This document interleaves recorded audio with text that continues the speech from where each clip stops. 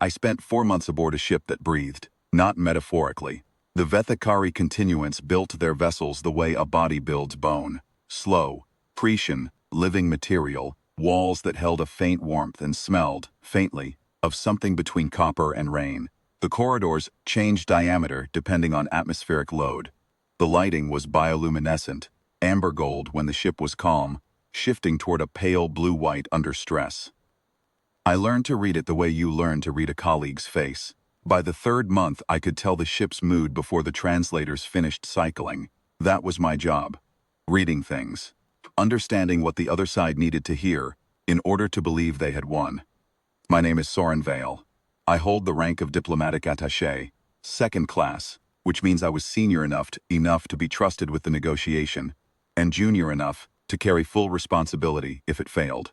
I had been assigned to the continuance's flagship, the Keth of Oral, which translates, approximately, as the patience of old waters, as the sole human representative in the talks. No military escort, no armed observer. That was the condition, and I had accepted it, because the condition was correct. Arriving with a weapon would have told them exactly what I thought they were. Thought I understood what they were. That was my first mistake, and it took me 4 months to realize it was also the only mistake that mattered. The Vethakari continuance is not a government in any sense I had a word for when I arrived. It is closer to an immune system. The diplomatic clade, the figures I sat across from, who spoke in harmonized pairs and wore ceremonial skins of past negotiations like scar tissue, worn with pride, were one expression of the whole. The War Archive was another. I had been told about the War Archive before I boarded. Every species the continuance had encountered, over its 400-year expansion, was encoded in a biological library, somewhere deep in the ship's primary mass. Their weapons, their physiological tolerances, their behavioral patterns under duress, their breaking points. The archive didn't just store information, it ran projections. It told the diplomatic clade, continuously, exactly how much pressure a species could bear before it fractured. Humanity's file was 6 years old. I knew this. I had been briefed on exactly what was in it. Because our intelligence had obtained a partial transcription 18 months before my posting, the file was accurate. It described our frontier patrol configuration, our standard issue hull tolerances, our command response times, demonstrated willingness to absorb casualties. It described us as durable, adaptive, and ultimately rational, a species that would recognize an unwinnable position and negotiate rather than die for pride. I built the entire framework around that assessment. If the archive said we were rational, I would be rational. I would give them a rational outcome. 3 frontier systems, seeded in a phased transfer over 14 months, in exchange for a full continuance withdrawal and a ceasefire binding on all continuance military clades. It was a loss. I knew it was a loss. It was a survivable loss, and survivable losses buy time, and time is the only resource that matters when you are outmassed. I had drafted the agreement myself. I had argued for it through separate sessions against the continuance's lead negotiator, paired clade entity called the Severed Accord, who spoke in a language that carried harmonic subtext, audible only to their biological receivers. I had learned to watch the walls when they spoke, because the ship's light shifted in response to the subtext, and I could read the light. I had given ground carefully, held other ground carefully, and by the morning of the signing, I genuinely believed I had achieved the best outcome available to me. The ceremony was scheduled for the 9th hour, by continuance time reckoning, which aboard the Keth of Oral meant the bioluminescent panels had shifted to a warm ceremonial amber, and the corridor walls had contracted slightly. Posture the ship's biological systems adopted for formal proceedings, the way a human might straighten their spine. I was escorted to the ratification chamber by 2 members of the diplomatic clade, who walked in that synchronized near step they used when the archive was running high-priority comparisons in the background. I noticed it. I thought it was procedural. The Severed Accord was already present.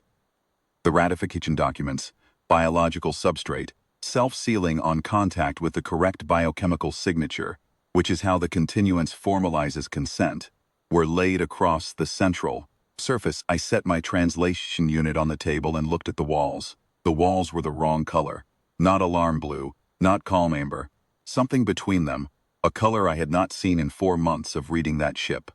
A flat pale gray-green that I had no baseline for. The severed accord's harmonic subtext was running, but the translators were returning null strings. The subtext was too layered to parse. The diplomatic clade members flanking me had stopped moving. Not frozen, just still, the way a living thing goes still when it is receiving input that supersedes everything else. The war archive had activated. I did not know why. I reached for the table because my knees had decided, independently of my instructions, that standing might not remain viable. Then the Sephard Accord spoke aloud, in translation-accessible frequency, which they had not done in 9 sessions of negotiation. What they said was, 41 registered mass displacement events, 3 configurations unclassified. I understood then, the fleet had come, not the frontier patrol, not the picket line the archive had on file. The Terran Consolidation Fleet, 41 hulls that the Admiralty had been quietly assembling for 2 years in the Vareth corridor while I sat on this ship and negotiated our surrender. 3 dreadnought classes that had not existed when the archive wrote its assessment of us. The ships were not firing. They were holding position, or 11 light seconds from the Kethovoral, in a formation I recognized from the tactical briefings I had been given before my posting and largely set aside because I had not expected to see them. The War Archive had no projection for this. I understood that too. The archive's logic was biological. It updated on contact, cross-referenced against its encoded assessments, and returned probability curves. The 3 unclassified hulls broke its cross-referencing. The assessment of humanity as rational and calculable was anchored to a known capability. Unknown capability has no breakpoint. The archive could not tell the diplomatic clade how much pressure we would bear because it did not know what we were capable of bringing. The ship's walls went white. I had never seen the walls go white. I did not know what it meant until the severed accord separated. The paired clade entity, which had operated as a single unified voice for every session of our talks, split apart. One half moved toward the archive relay. The other stayed at the table. The diplomatic clade fractured in the room. Not broke down, fractured, the way a bone fractures under load, each part still present, still functional, but no longer a single thing. The half that stayed at the table was the half that had spent 4 months negotiating with me. It looked at the ratification substrate on the table, and then it looked at me. And in the harmonic subtext, which my translator was now parsing in fragments, enough to read the shape of it, I heard something that had no clean equivalent but landed as, "We are no longer one voice on this." The armistice was signed 40 minutes later.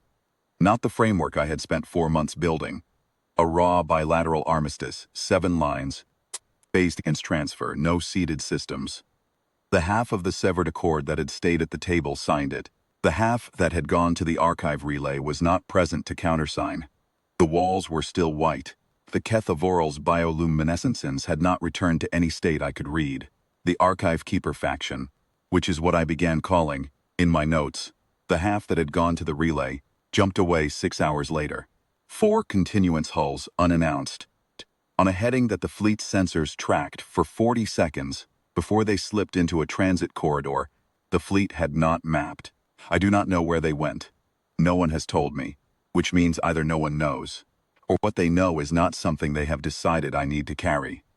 The 3 frontier systems were not seeded. Humanity's border held.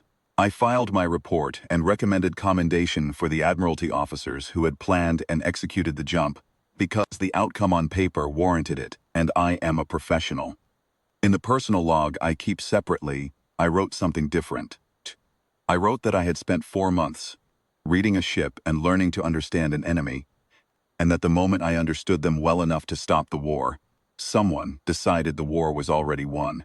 I wrote that the armistice we signed may hold, and the faction that walked away from that table may never be found, and those 2 facts live together now without resolving.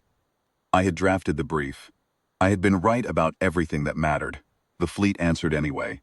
I have not decided yet whether that was the correct call. I am not certain I am the person entitled to decide, but I think about the walls going white, and I think about the file the archive has on us now. Not 6 years out of date, not a record of what we were willing to show, but a record of what we chose to reveal when we thought the time was right. And I find I am not entirely sure the archive keepers left because they were afraid. I think some of them left because they understood us. That is what keeps me awake.